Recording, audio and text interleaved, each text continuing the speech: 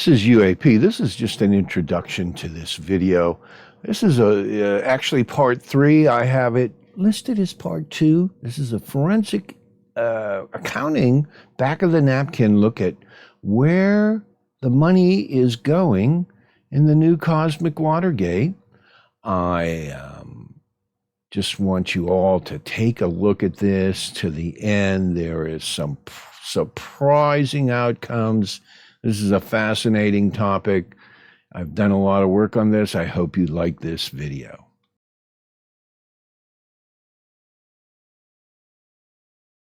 Okay, this is UAP. I'm going to start this out. This is a back of the napkin forensic accounting investigation into where all the money has gone regarding UAP investigations and reverse engineering and so forth. I'm going to start with a brief history here of the UFO, relevant UFO history, UAP history. We put the start at 1980, plus or minus a few years. Ronald Reagan takes over from Jimmy Carter. George Bush Sr. is the vice president. Over this in the next term, non-military intelligence spending rises 120%,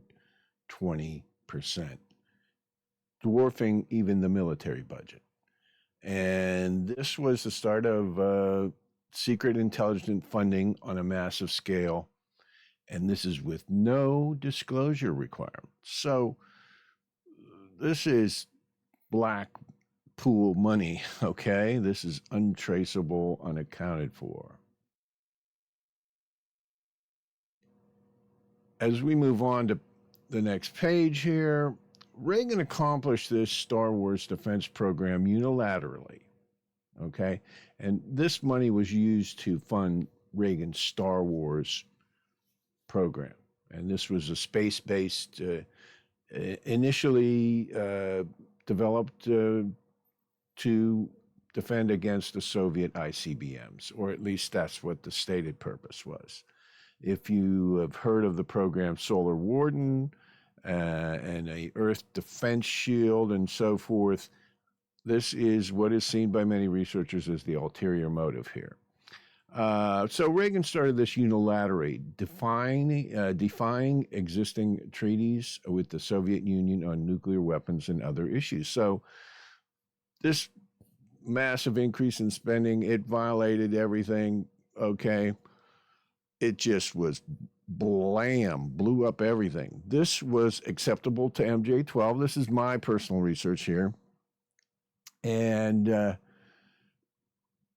think MJ-12 felt that Reagan was a trusting individual, an individual who could be trusted with this information.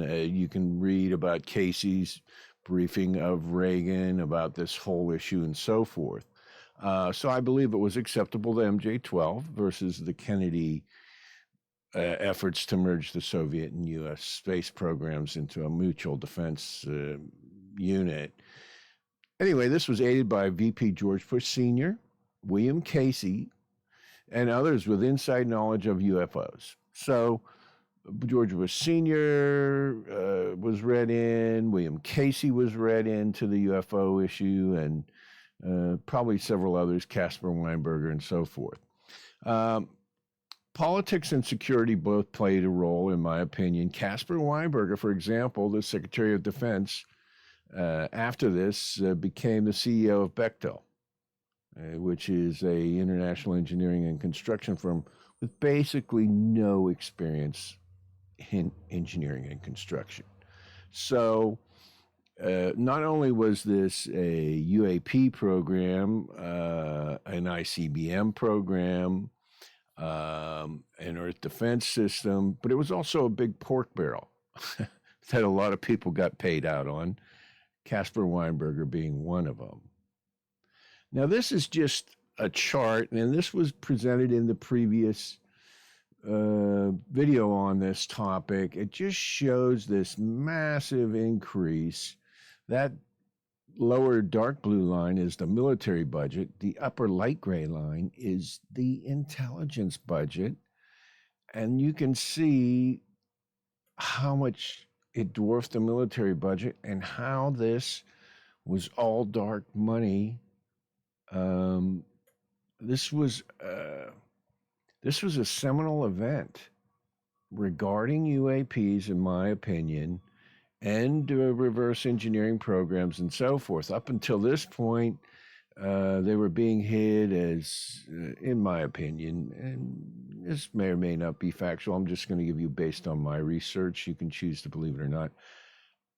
Previous to this, it was $500 toilet seats and so on and so forth that were hiding budgets and so forth in this type of activity. So this was a big deal, and this, I think, should be the main point of investigation as far as following the money on this. Let's move on. Question number one, why did it happen? You know, at this point, and you can read this at your leisure, every U.S. nuclear military installation was being investigated by UAPs or UFOs. And this includes, you know, the Bentwaters case, which is a famous UFO case in England. That was a nuclear storage facility. There are countless reports and books even written on nuclear silos being surveilled by UFOs, and also with UFOs turning off ICBMs.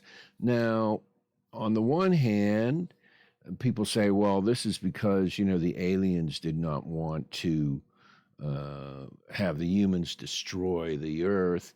On the other hand, there is a lot of evidence to show that the EMP pulse, electromagnetic pulse from a nuclear explosion, can down UAPs, that it's an effective weapon against UAPs. And, you know, this may in fact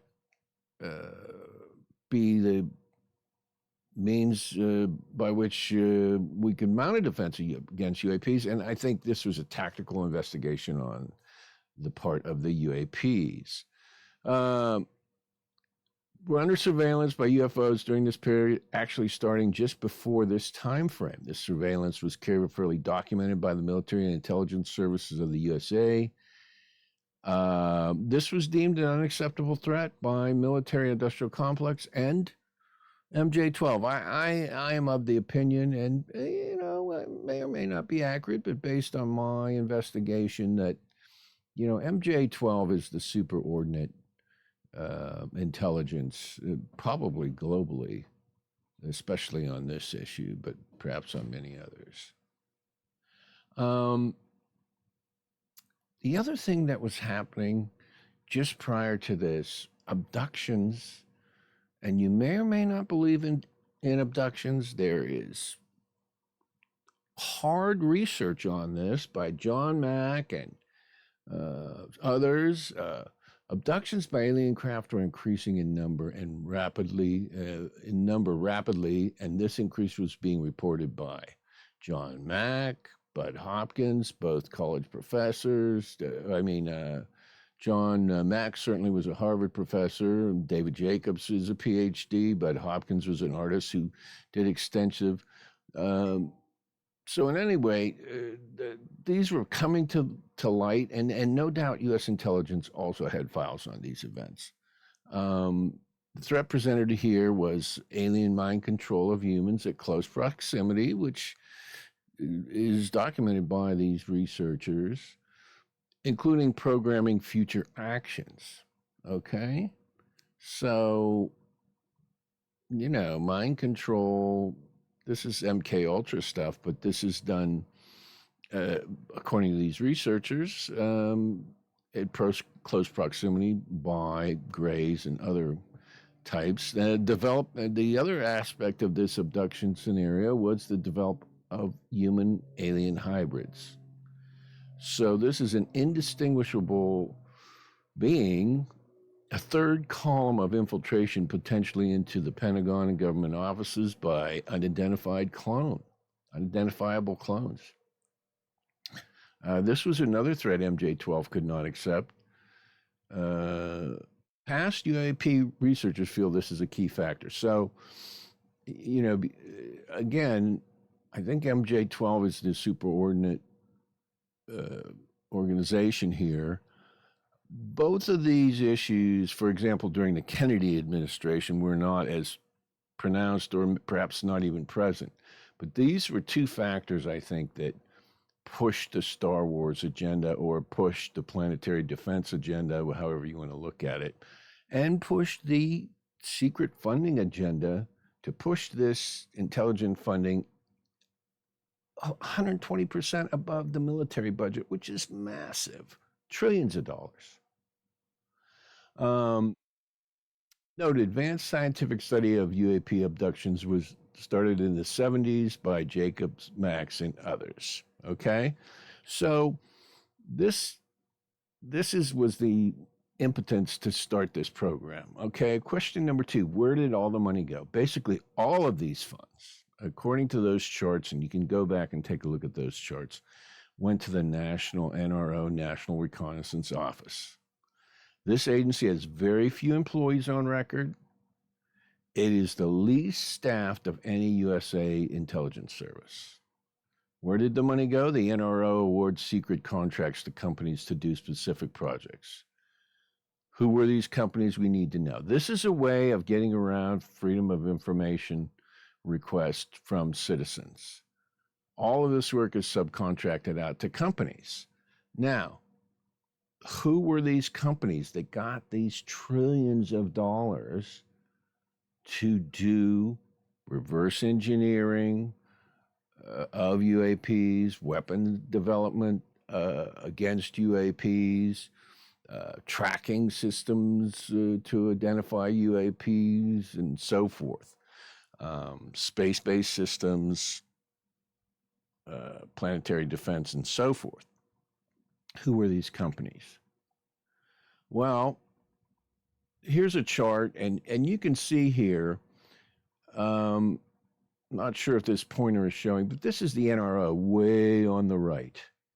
And this shows the funding goes from left to right, with the right being the high end, and the number of employees goes from bottom to top. So the NRO is the outlier way at the right. It got twice the funding of any other organization and had basically no employees. Again, so all of this money, this pork barrel, went out to private companies to get around Freedom of Information Acts. Now, we do have some public information. So who were these NRO contractor companies that got all this money? There are some records we can go to find out who these companies were. There are Area 51 contractors.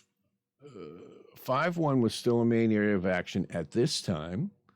It was basically unknown. It was not admitted to by the government. This was very active. The known contractors there, which were revealed later, would be targets of our analysis here. So again, Area 51 was clandestine at this point, but we know now after the fact who these contractors were. And a brief look at some of the companies that may be involved in UAP technology, reverse engineering, present-day applications. This is based on my own research, in no way complete. I'm not pointing any figures. I'm not making accusations here of guilt or innocence. I am simply going where the information leads. And I'm not saying any of these companies broke any laws or any of this nature. I'm simply saying this is where the research leads.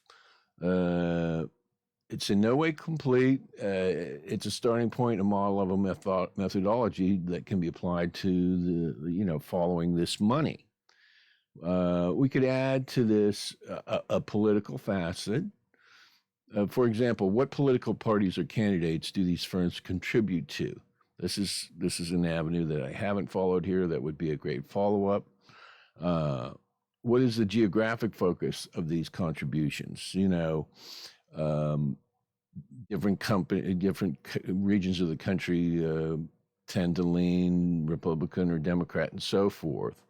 You could map this out and see where this money was being spent and trace this back to individuals and so forth in the government. Perhaps at a later date. Anyway, let's just move on to the analysis. These are the public companies known to have worked at Area 51. These are their stock prices. This is relatively recent, as of 9/6/23, maybe 9/1/23. SAIC, Science Application International, this is often seen as a UAP centered company. Bobby Inman and so forth have been involved here and helped put off. Northrop Grumman, again, a pretty natural candidate here for this use. Weapons development, Lockheed Martin, again, same thing, military-industrial complex, Boeing, again, no surprise here. AECOM is a engineering/construction firm involved in Area 51. Not sure the role they play, but these certainly are companies that benefited. I believe AECOM may be doing facilities maintenance and development there at Area 51 at this time. But in any case, these companies all benefited from Star Wars. And I think we can all look to these companies. Any one of these would be a prime candidate for reverse engineering programs. And I think we've had some whistleblowers come out of each and every one of these, or companies related to these companies. So these are for sure companies that are involved, I believe, or allegedly involved in UAP engineering, reverse engineering, and so forth. Now, we're going to move on. Public firms known to have worked on SDI Star Wars. Jasper Welsh, a retired Air Force two-star general who now coordinates SAIC's Star Wars efforts, said that any self-serving advice would quickly be exposed by competing firms. Anyway, the point here is to mention we've got a two-star general running this. So you're already into the military-industrial complex, and this is the military managing the industrial to keep Freedom of Information Act efforts out. Now, these are some other firms that are mentioned prominently during this period of Star Wars involvement. Rockwell International, again, defense and manufacturing and everything, basically. McDonnell Douglas, again. These all come up with, a lot of these come up with William Tompkins' writings and so forth as being involved in think tank work and so on, and obviously moving on now to these special systems development. McDonnell Douglas, TRW, again, these are companies that would be naturally assumed to be involved in this. I think we've got a pretty good list going here so far. Now, this company, Hughes Aircraft, doesn't really exist anymore. It's been eaten up by Raytheon. But Hughes Aircraft, I know individuals that were involved in Star Wars related programs at Hughes Aircraft. Major. And as you may recall, Howard Hughes had the Glomar Explorer, which was a CIA project, actually. They said it was to get mineral nodules off the ocean floor. It was a CIA project to rescue to recover a downed Soviet submarine for intelligence purposes. So Hughes Aircraft, now Raytheon, obviously CIA involvement. Now this is the most exciting finding I found in this entire research project so far. Larry Ellison, who co-founded Oracle, I don't know if we have, oh, that's not going to work, that link there, but there's a picture of Larry Ellison there. He co-founded Oracle Corporation in 1977 with Bob Miner and Ed Oates under the name Software Development Labs, SDL. Listen to this. Changed its name to Relational Software in 79, then again to Oracle Systems in 1983, which is pretty much in line with Star Wars, to align itself more closely with its flagship product, the Oracle Relational Database. By the way, I watched an interview with a CIA agent who said Palantir was not adopted by the CIA because their in-house systems were more advanced than Palantir's. It is likely their in-house systems are Oracle. And Oracle is a stock that's getting some attention now with AI. I think, this research backs up perhaps a buy. I'm not going to advise any stock purchases here, but Oracle is likely on the inside track of all this. Oracle Systems Corporation, to align itself more closely with its flagship product, Oracle Databases, the name also drew from a 1977 CIA project code name, which was also Oracle's first customer. Oracle's first customer was the CIA. Oracle is the name of a CIA project.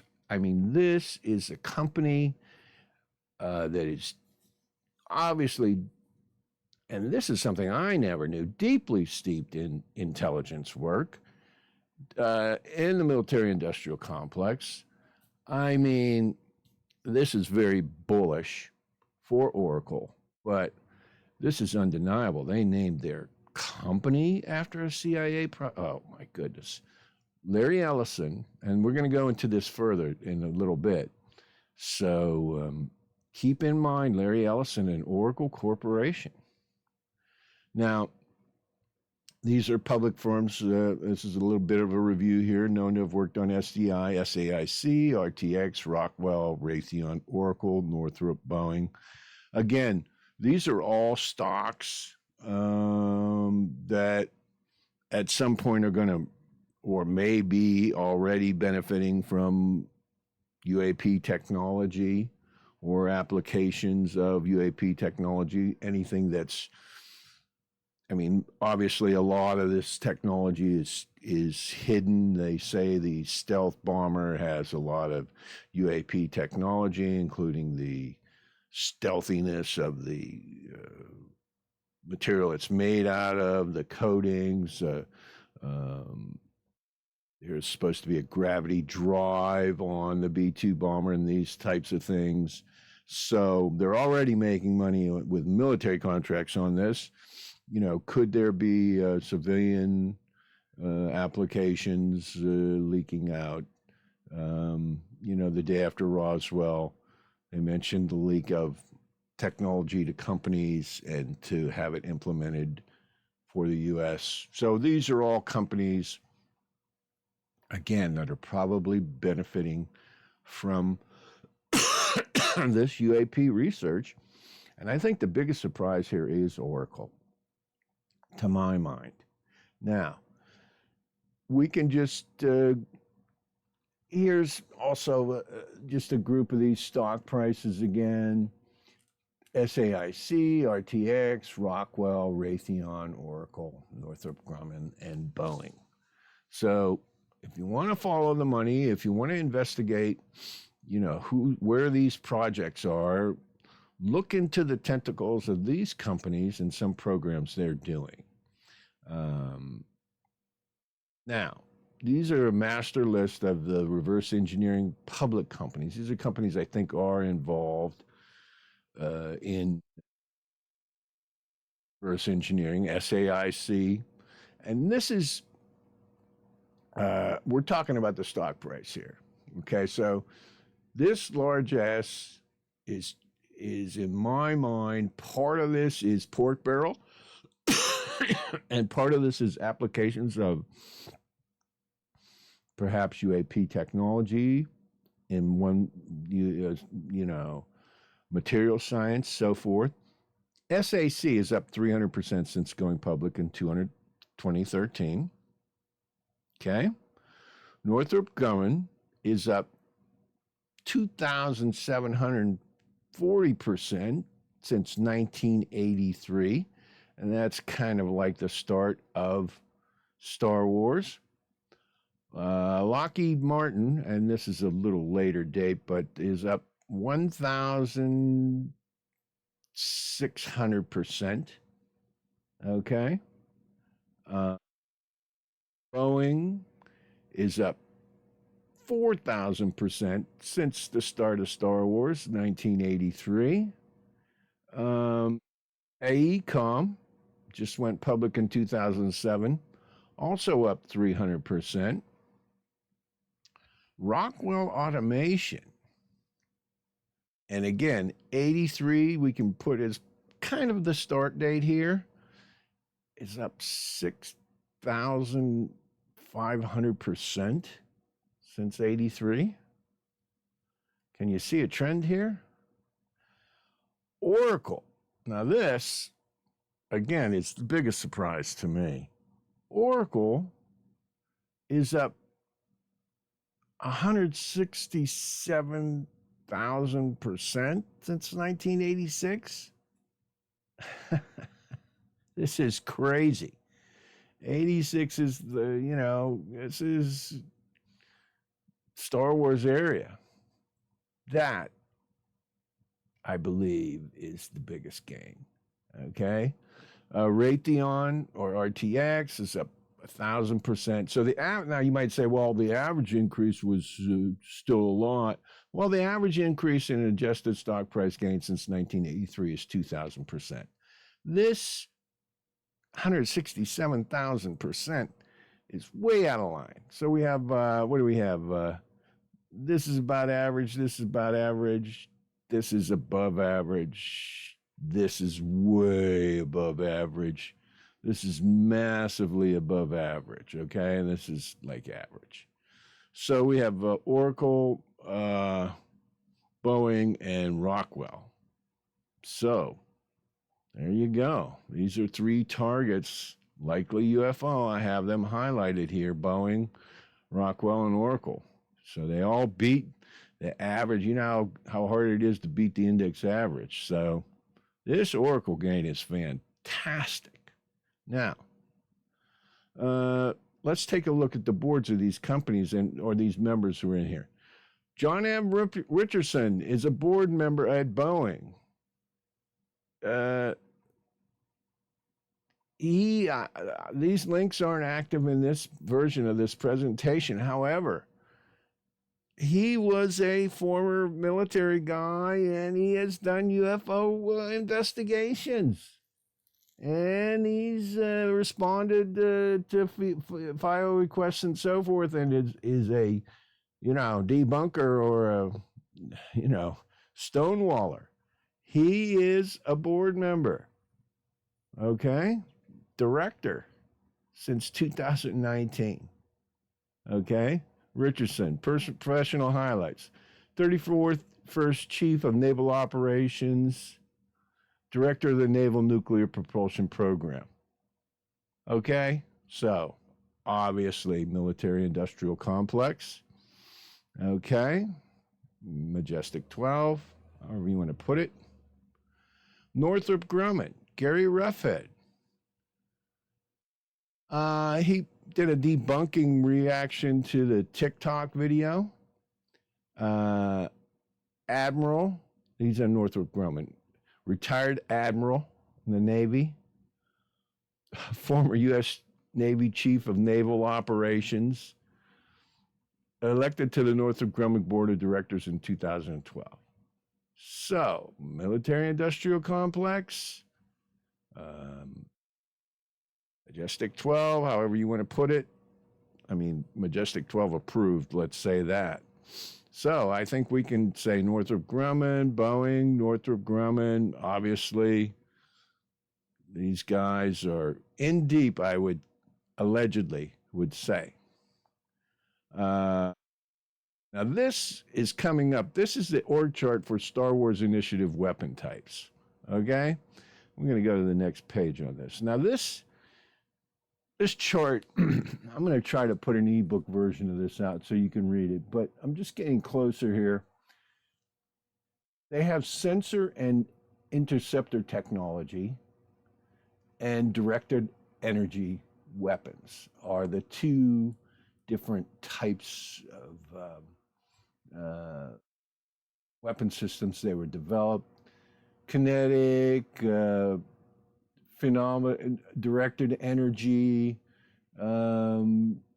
all these exotic directed energy systems, data center, right? Okay, Oracle. So anyway, the point is they're developing Tesla death rays and other things, and part of this is sensors and aiming and targeting, and that's likely the Oracle. The other part is, these kinetic or electronic kinetic weapon systems, and you can see where Oracle would fit into the sensor and target acquisition and tracking and so forth mode, and then these other companies would fit into these more physical weapon systems.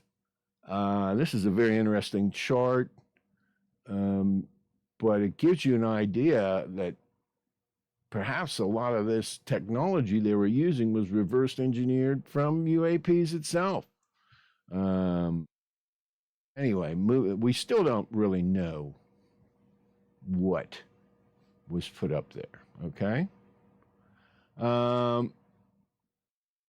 This is the guy who headed up the Star Wars Defense Initiative for Reagan, James A. Abramson. He was the public face of the Star Wars program, served as chairman of the board of GOI, a company he helped transform the world's largest space imaging corporation that merged with Digital Globe Inc. in January 2013. Again, we got the pork barrel aspect of this, and one of the reasons we do not have disclosure is this pork barrel. Here's an interesting thing. Now, he headed up the Star Wars Defense Initiative for Reagan, okay? Previously, he served as chairman of Oracle Corporation's board of directors from 92 to 95. Okay, so, again, we have Oracle coming up. Oracle is just a key to this program, and there are so many key players involved with links, tentacles to Oracle. Oracle, obviously has worked on, probably the control systems for these weapons, the targeting systems, the target acquisition systems, you name it, the monitoring systems. This is all, IT based, and, to see that he headed up Star Wars and then, went on to form this company, and before they, board of directors, he served as chairman of Oracle's board of directors. So again, deep involvement by Oracle. Oracle has just been upgraded to a buy or a hold. This Oracle, when it comes to AI, I think Oracle behind the scenes has been developing AI for a long time and may be a quantum leap ahead of everyone. And that includes NVIDIA. So anybody looking to invest, don't take my word for it. Do your own research. I'm not recommending you buy, sell, or hold any stock. On March 27, 1984, when the U.S. Reagan had announced that SDI Air Force Lieutenant General James Abramson was appointed as the first director of the Star Wars Defense. So First director goes on to work for Oracle. The role of the organization, however, remained largely unclear. By 95, SDI was serving as an umbrella for the 22 think tanks and aerospace firms working on the program. So you can see, again, this confirms William Tompkins talking about working for think tanks at a lot of these organizations, working on space-based systems, working on a secret space program. So we try to find out who these 22 think tanks and aerospace firms are. There's a lot known and a lot unknown. The actual design of SDI was also unclear. See, none of this, we still don't know what was put up there and what's up there. Scientists and experts considered an enormous number of possibilities.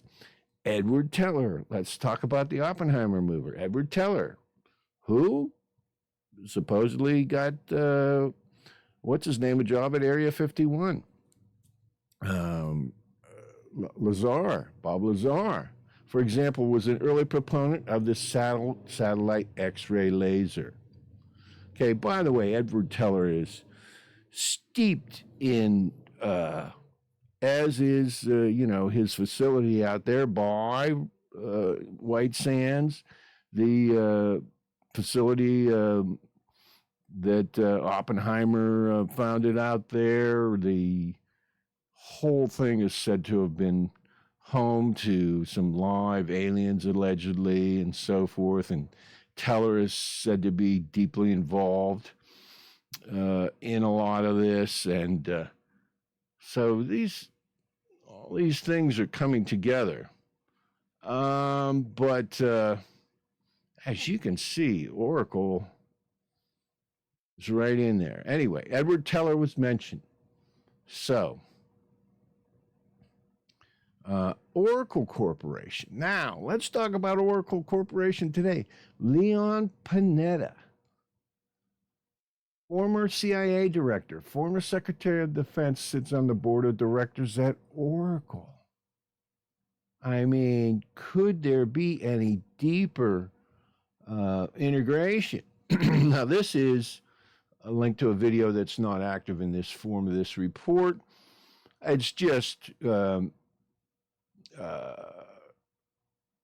Panetta sloughing off the Tic Tac video, okay? Saying, well, blah, blah, blah, blah, blah. It's nothing to see here, quoting the Leslie Nielsen line. But Leon Panetta sits on the board of directors at Oracle, former CIA director, former Secretary of Defense. Are you kidding me? Now, here is one of the biggest finds of this whole report here. Oracle, Ellison, and Elon Musk. Larry Ellison is the head of Oracle. Ellison was a big investor in Tesla. He sat on the Tesla board. Elon Musk and Larry Ellison are good friends. Elon Musk rushes to rescue friend Larry Ellison over Twitter password problem. He personally helped Larry Ellison recover his Twitter password, okay? And this comes amid a $1 billion investment pledge in the platform. So Elon Musk is such good friends with Larry Ellison that when Larry Ellison was locked out of his Twitter account, which he hadn't used for years, he didn't go through Twitter support. Elon Musk personally recovered his password for him. And by the way, Ellison is investing $1 billion in Twitter. So we have all of these UAP links to Oracle, and now we have a very strong association between Larry Ellison and Elon Musk. Shocking, isn't it? This pretends well for Tesla stock. I'm not advising you to buy, sell, or hold any stock, but anyway. So we got a personal password recovery. CEO of multiple corporations just drops everything to help Larry Ellison get his password recovered. And Larry Ellison returns the favor by pledging $1 billion to X. Okay? Perhaps to conserve resources from other companies. We don't know. In a surprising turn of events, Elon Musk came to the rescue of his longtime friend and Oracle co-founder Larry Ellison when Ellison found himself locked out of X, formerly Twitter, account due to a forgotten password. This act of friendship unfolded as Ellison pledged a whopping $1 billion towards Musk's ambitions, as ambitious $44 billion takeover of Twitter, which has since been rebranded as X. So, Ellison, Insider Ellison, came to the rescue of Musk because it looks like nobody wants to see Musk go down. $1 billion. This is a close relationship. Tesla names close friend Musk, Larry Ellison to board. Now, Ellison has since left the Tesla board. Tesla named Oracle co-founder Larry Ellison, a shareholder and self-described close friend of chief executive Elon Musk, to its board to provide independent oversight demanded by U.S. regulators after Musk tweeted about taking the electric car maker private. So again, Ellison bailing out Musk, and again, a close relationship. So I think Tesla stock is got Oracle and Tesla here. SpaceX and the military industrial complex. Is Elon Musk's SpaceX the new Star Wars program? There's links to CIA with SpaceX via Ellison and Panetta. SpaceX is the primary conventional space launch vehicle for the USA right now. They've taken over all of the conventional space access. Starlink public space-based commx system. So you got your Starlink, which they're using in Ukraine, okay, with the small antennas that reach the communication satellites, which Musk is launching thousands of, and they're connected via a laser network above Earth. You know, could this have another purpose? Now, I did not know this. So we have Starlink. We also have Star Shield.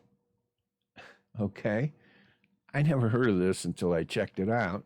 Star Shield is like Starlink, but it's a private space-based communications network specifically for U.S. intelligence agencies. Bingo.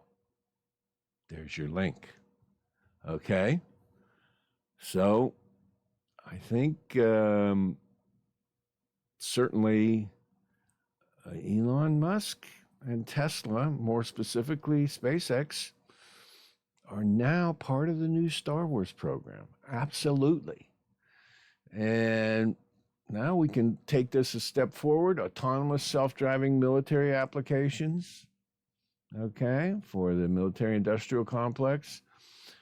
Autonomous flying, autonomous space travel, so on and so forth.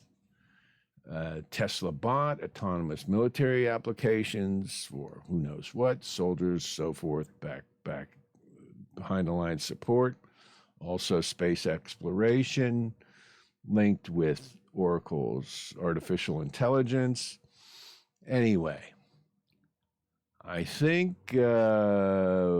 we can see that Star Wars is is alive and well and has moved into a new area, and perhaps funding is a little different now, but there's still trillions missing from that defense budget.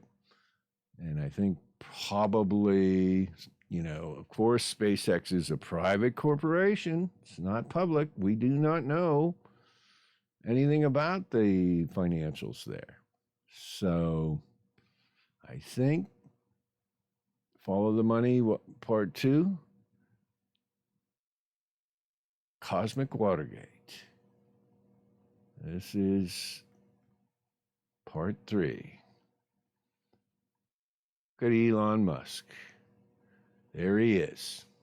So, that's the end of the presentation. I hope you guys like this. I'm going to try to put this up as an ebook on a UAP.zone website, www.uap.zone. I hope you like the presentation. This is UAP. Fascinating, huh?